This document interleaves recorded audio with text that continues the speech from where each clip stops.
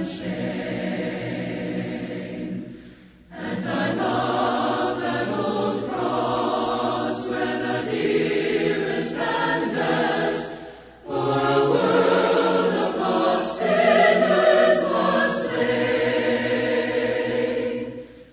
morning we began talking about a sermon entitled A Tale from a Crypt, and got a little bit into it, talking about our life and what our life should reflect.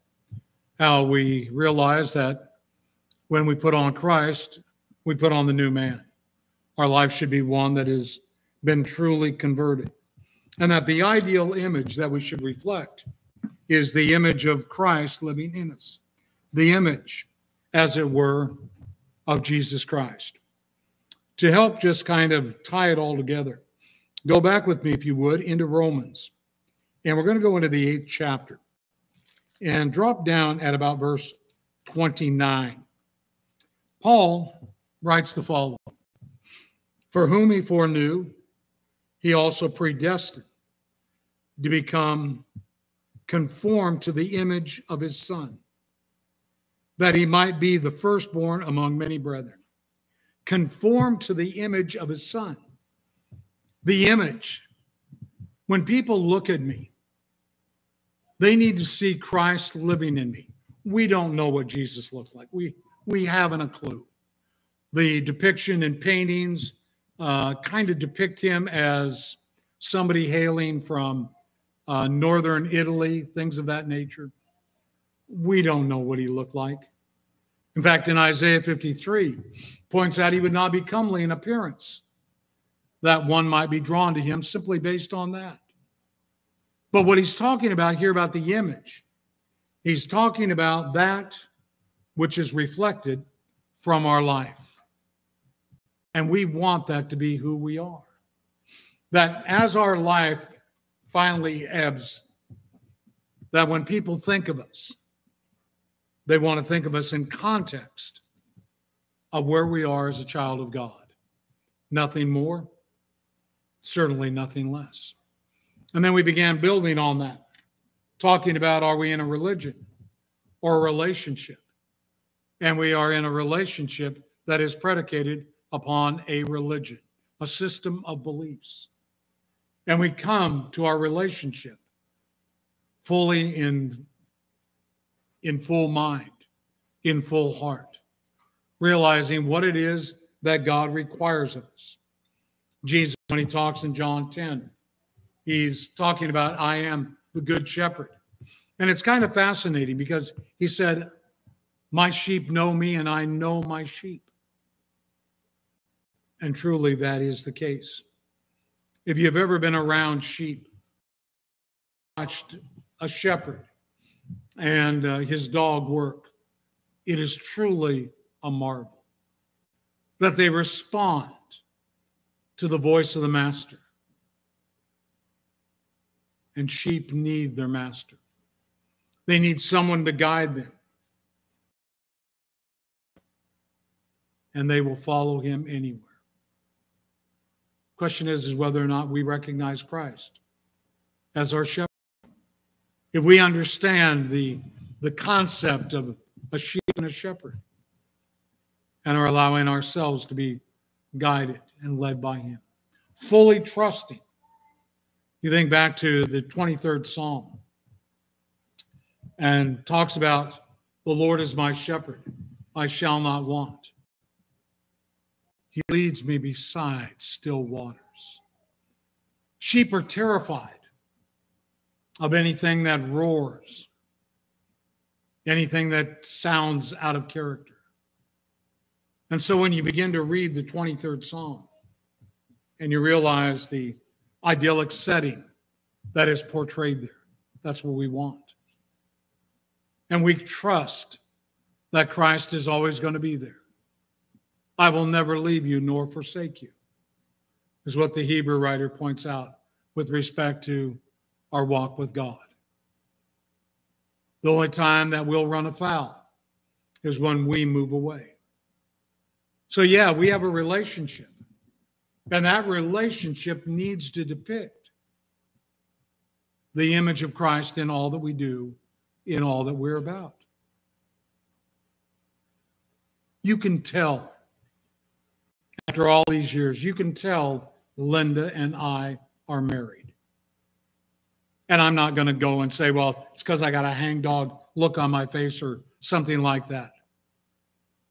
But you can tell it, you can see it, you can hear it in the way she and or I phrase things. I mean, after 51 years, it is definitely going to be seen. Joy. You could tell that Joy and Jerry were joined.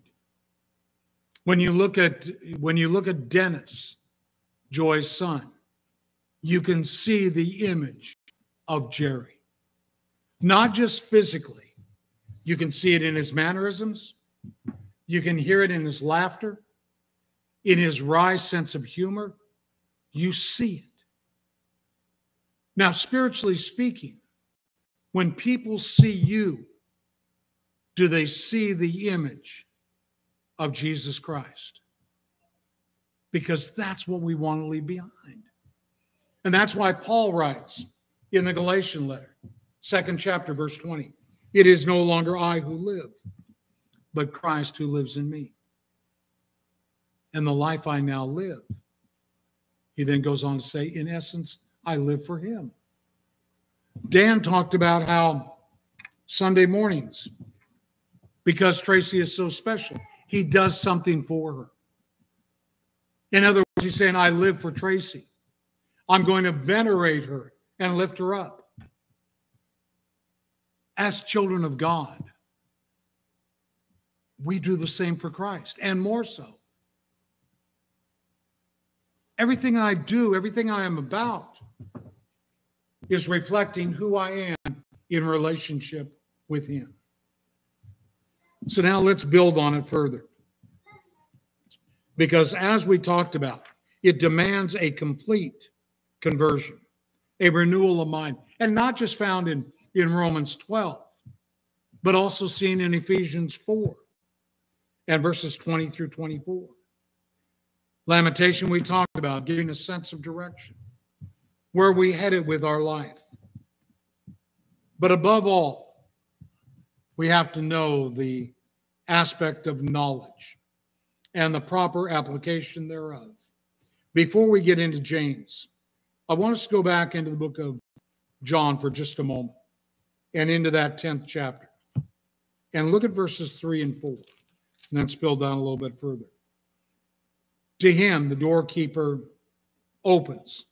The sheep hear his voice, and he calls his own sheep by name, leads them out.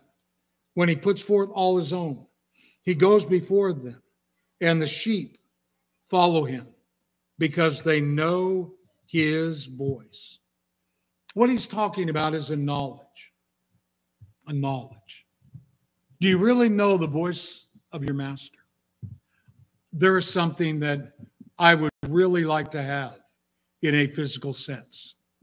And I'm kind of a minimalist. I know you go into our house and you go, how can he say he's a minimalist? But if I had my druthers, I would be minimalistic. But what I would like to have is the old RCA Victor dog. They're listening. And you've got the phone coming from a recording device. And it simply says the voice of his master. I would love to have one of those. They are nearly priceless now. I mean, if you found one, I'm not adverse to doing that. But you would have to give quite a lot to have one. But carry that thought with it. Get that visual in your mind. Because that's what we're talking about here. That knowledge where you know the voice of your master. You can listen to it, you can hear it, you'll respond to it. Just like a sheep does to the shepherd. Hold that, build on it. Because what James does in the 3rd chapter of his epistle is he deals with the idea of relationship with regards to wisdom, and a wisdom that grows. Look at verse 13 of James, the 3rd chapter. James 3, verse 13. Who among you is wise and understanding? Stop. You should immediately all say, I am. I'm wise. I'm understanding. And I'm not saying you look at me and say, oh, that relates to Bruce. No. I'm saying be myopic. Look at yourself. Do you think of yourself as wise and understanding? Sure you do. Absolutely you do. Now watch what he goes on to say. He then goes on to say, let him show by his good behavior his deeds in the gentleness of wisdom. Wisdom does not beat somebody over the head with it. Wisdom carries with it the idea of understanding, of prudence and insight. Husbands, live with your wives in an understanding way, as with a weaker vessel. We're called upon as men to do that, to try and really relate to what our wife might be going through. She has put herself willingly in subjection to her husband. And as such, when we deal with our wife, that we have to understand what she's going through. Grant her honor as a fellow heir of the grace of life. There's no one physically in the world more important than her. And I realize when kids come along, we immediately start gravitating more to the children. But it can't be that way. Children are important, yes. Children demand certain things. But there is nothing physically more important to the married individual than their spouse. Because after the kids leave 25 or 40 years later, oh my, it's been 40 years. When they do eventually leave and you have the empty nest, you don't want to look across the table and go, ah, who are you? And that can happen, and that happens a lot more. We're starting to see more and more marriages end at 25 years, roughly the same time that the empty nest starts creeping in. Well, we definitely don't want to see that with our relationship with Christ. We definitely don't want to see it as it relates out to others. Let your life reflect wisdom, gentleness of wisdom. You take on a certain demeanor, and you relate with people with understanding. And you try to put yourself in their position. Now, when I think of this, I realize that this is told to men in Peter's account. But James does not say men or women. It is across the board, both men and women are to have gentleness of wisdom, that they are to be understanding. They are to have prudence. They are to have insight. They're to have patience. Women, I challenge you to realize what your husband is going through, that he has pressure upon him at work, at home, dealing with the kids, and yes, dealing with you, because you are a handful sometimes. Conversely, men realize that you can be a handful sometimes. But this is what's reflected in our life. And when people look at us, is this what they see? Because look at verse 14.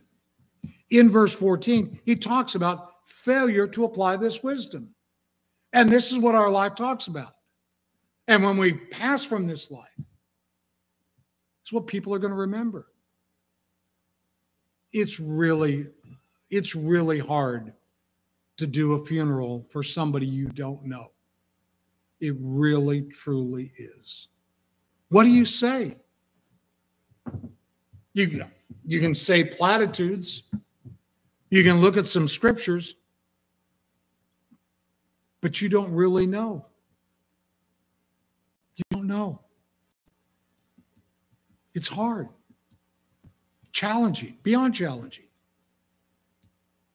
But it wouldn't be hard, and I'm not saying I want it to happen anytime soon, but it wouldn't be hard to do a funeral for Jacob Mashingeti. It wouldn't. Why? Because we know Jacob. Jacob is leaving behind a legacy. That's not just Phoebe and not just Isaiah, and it's not his wife Amelia. It is what he's done with his life. That's the greatest legacy. The same thing is true with us. So look at verse 14. James 3, verse 14, points out the following. But if you have bitter jealousy and selfish ambition in your heart, do not be arrogant and so lie against the truth.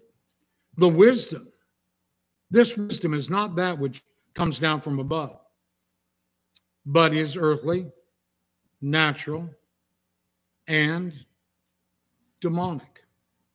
For where jealousy and selfish ambition exist, there is disorder in every evil thing. So in my life, in the relationship I have with God, and then as that relationship with God is there, I also have a relationship of another kind. I have a relationship with you. And in my relationship with you, it has to reflect my relationship with God. And the inverse is true as well. Hold your finger right there in James. And if you want, turn over to 1 John, the 5th chapter. And in 1 John, the 5th chapter, look at verse 2. By this we know that we love the children of God, when we love God and observe his commandments. Do you see how it is hand in glove? If you really love God, if you have that wisdom, that insight, are exercising the prudence that you should, then it is going to be seen in what you do. And if you're not manifesting it to those of like precious faith by being obedient to the commandments and the directives in God's word, you really don't have the love of God. Look at the next verse. The next verse says, for this is the love of God, that we keep his commandments, and his commandments are not burdensome. So if I really love you, I'm going to embrace wisdom. And I'm going to put it into practice by what? By being obedient. And if I don't love you, it's seen because I'm not following God's directive. And you can do any permutations there you want.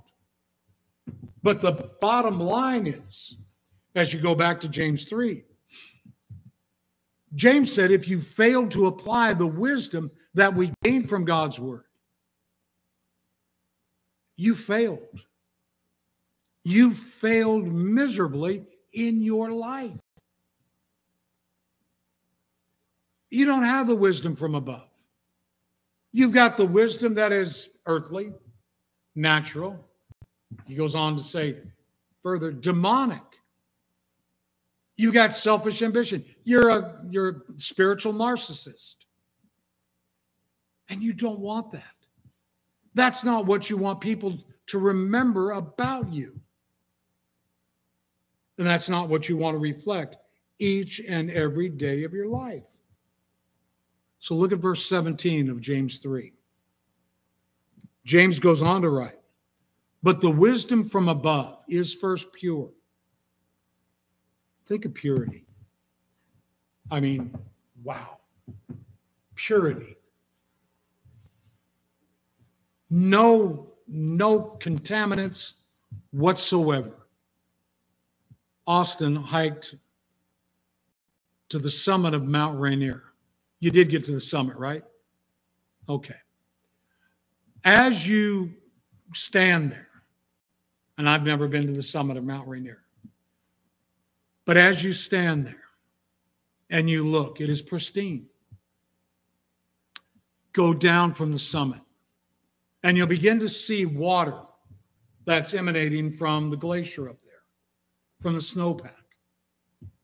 Some of it goes into Rimrock Lake, beautiful lake. Others of it trickle down, go into the Tieton, or to the Yakima, or to the Natchez. But if you're up high enough, up above Whistling Jacks, and you go and you taste the water there, oh, it's pure. It is sweet. It is delectable. No contaminants. Too high up. You get a little bit lower down, contaminants start getting in. But oh, is it wonderful.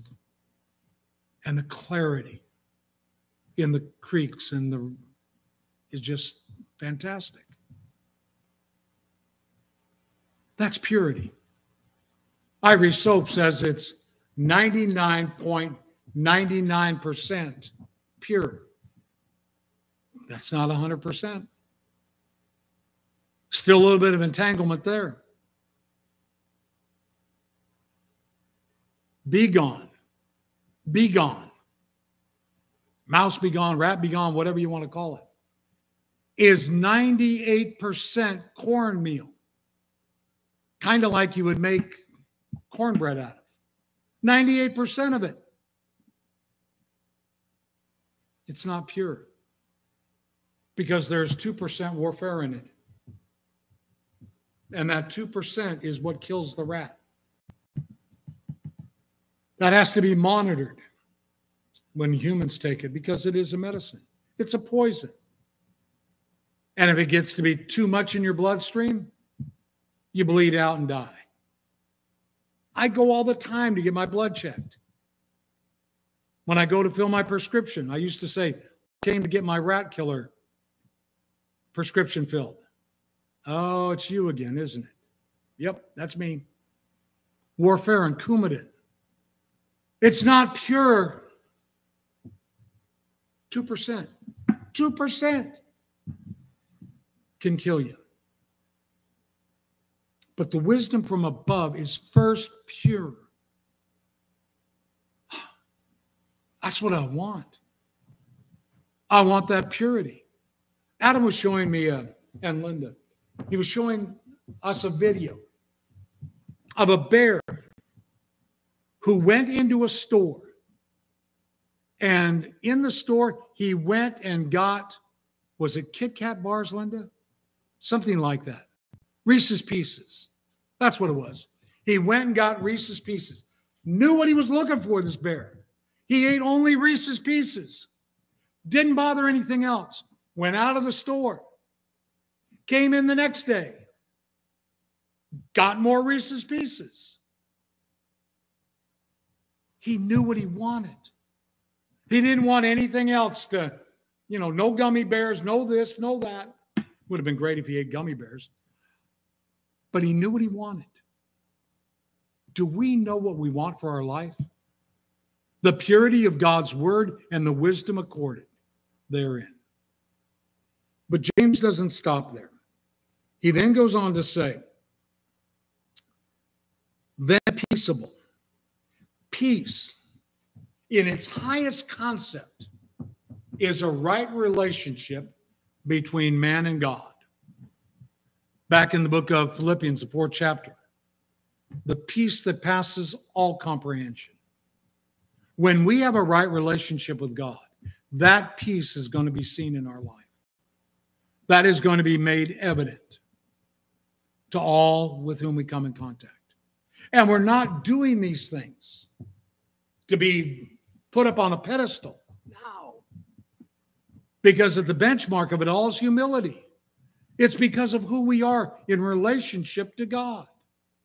This is what God would want me to be. I'm willing to do it. I'm so okay with who I am as a Christian and as a human being that I am willing to submit myself to God. I'm okay with that. And it does not destroy my self-esteem whatsoever, because I know who I am. And I know that my Redeemer lives. People struggle with the idea of self-esteem. Well, it belittles you if you, no, it doesn't. I'm okay. I'm okay being a Christian. It means I surrendered myself to God. And I'm okay with that. But he then goes on, pointing out the following. It's peaceable. I'm at peace with it. It is then gentle. It's reasonable. The word reasonable there means willing to yield. It doesn't always have to be my way. Now, in my dealings with people, that's the way I've got to be. I've got to be reasonable. It's not always going to be my way. You're going to be dealing with people. They're going to have needs. They're going to have wants. So you yield to them. Now, I'm going to tell on myself. We left here and we went to lunch. I had to stop and get air in one of my tires. My official, you got low tire pressure, came up. Drove down to DeSoto, made a left on DeSoto, going to the 101. Got to the 101 and the light there allowing cars to go on got stuck at red. Joy was behind me and sitting behind me in the car. She goes, man, that's a long red light. It is Joy's fault of what I did next. I ran the red light. I waited there for over a minute. It did not turn green. Joy said, in essence, what I heard her to say is, run the light. You've been sitting here too long. All she said was, that's a long red light. I did run it. And I told the three women in the car, don't rat me out. But when I went to get on the freeway, what did I do? I yielded to those that were already there. You yield. You defer to them. Yield. Sometimes we yield to one another. Can never do it on doctrine, but we are reasonable people. Because that's part of the wisdom from above. And that's what's seen in our life. Reasonable. He then goes on to say, after reasonable, full of mercy, unmerited favor. God grants it to us. As we learn the wisdom of God and what our life should be like, as we are conformed into his image, we are merciful. Did you ever play that game as a kid where you interlock and then you try to gain dominance and try to make the other kid cry uncle or mercy? And then you release them after they've got to that point. Oh, sure, I'll grant you mercy. I'm stronger than you. I proved it by gaining the upper hand. I'll give you mercy. You grant mercy whether the person wants it or not. I can be merciful to you. I can find it within my capacity as a human being and as a child of God to be merciful, to be understanding, and bring forth good fruits. Remember this morning when we talked about, Jesus said, you'll know them by the fruits? The fruits that we bear, as he was closing out the Sermon on the Mount in Matthew 7. So what is it you're bringing forth?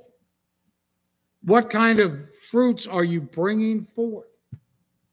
Is it the wisdom that emanates from above? Is it unwavering? Is it devoid of hypocrisy? You're not just play acting. You're not going through the motions. We can all be good actors. We all can. When we were little kids, we learned how to do it. We learned how to manipulate our parents. We learned how to manipulate our brothers and sisters. Oh, we were really good with our grandparents. We got them to do whatever we wanted them to do. And we thought we were so smart. Our grandparents knew what we were doing. But they figured our parents would have to deal with us when we got home. But we know what hypocrisy is. And we know that when you come down to the building, you put on your jacket, put on your tie, and you enter in and you take on that mantle. But the question is are you doing these things Monday, Thursday, all during the week? Is it who you've become? Is it your life that you live? When Sandra Rader passed away,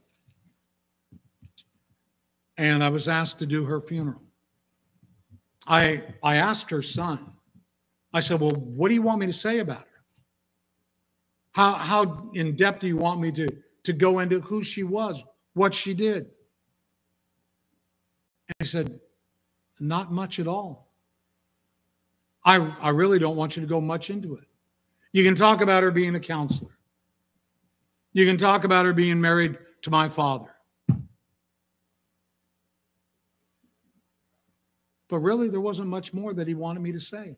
Why not? Why not? So I tried to think of things to say about Sandra. After the funeral, Susan Odorizzi came up to me and she said, why didn't you say more about this, this, and this? I said, Susan, they didn't want it. They didn't want it. Well, Susan, I wanted to know. I wanted to know her better. And I would agree. Joy knew Sandra fairly well. Some others of us knew her somewhat. But all we can really hold on to is what we saw her life reflect. Now, what about us? And that's really what this lesson all day long has been about. About me, about thee, and what we're really trying to do with our life. And what is our life going to say when it all comes to a conclusion? See, that's what Paul writes in Philippians, the first chapter. Let your conversation of life. What does my life say? I mean, I talk a lot.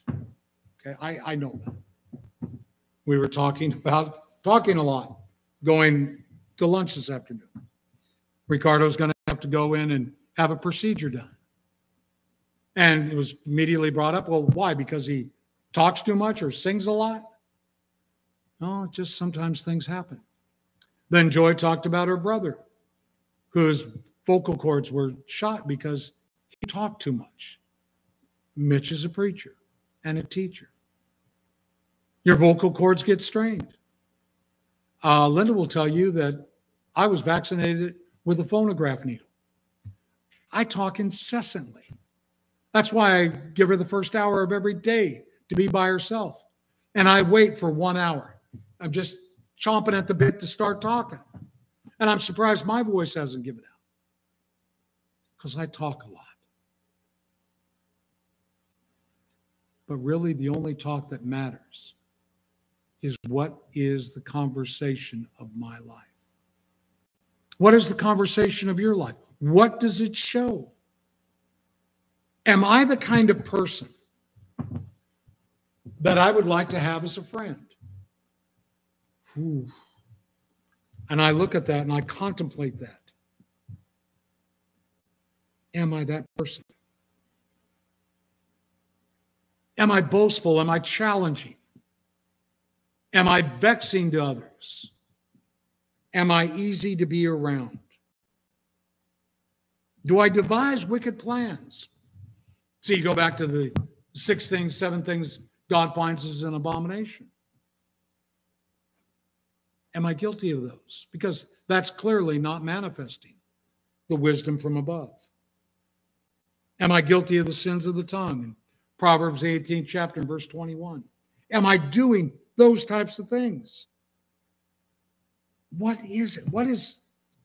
What's my life like? And I have to answer that.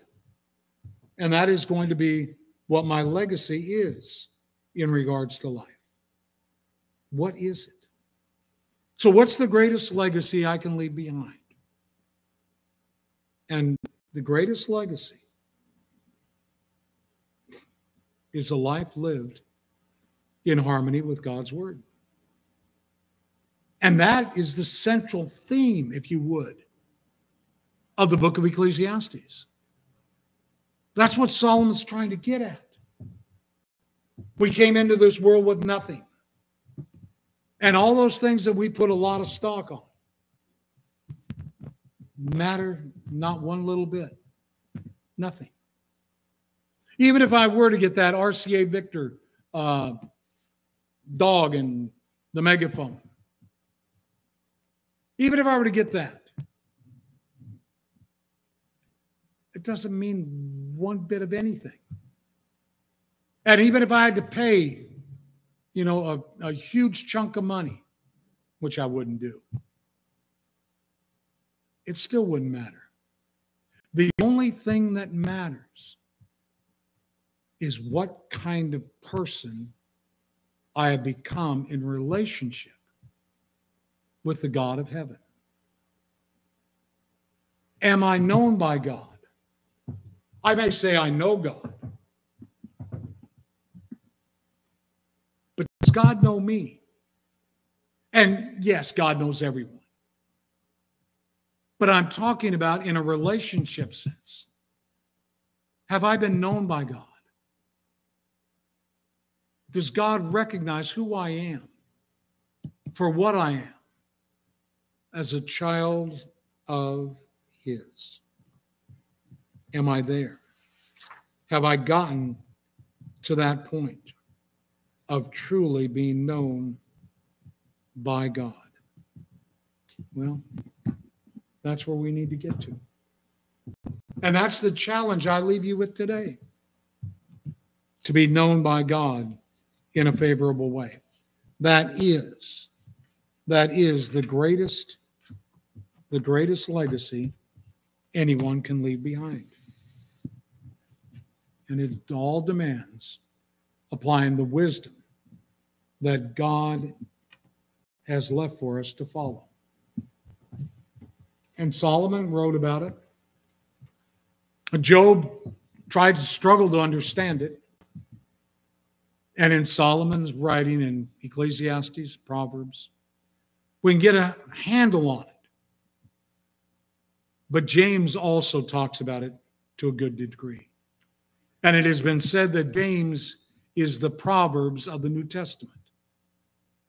So when we begin looking at all these things, put them all into perspective, our life tells an amazing tale.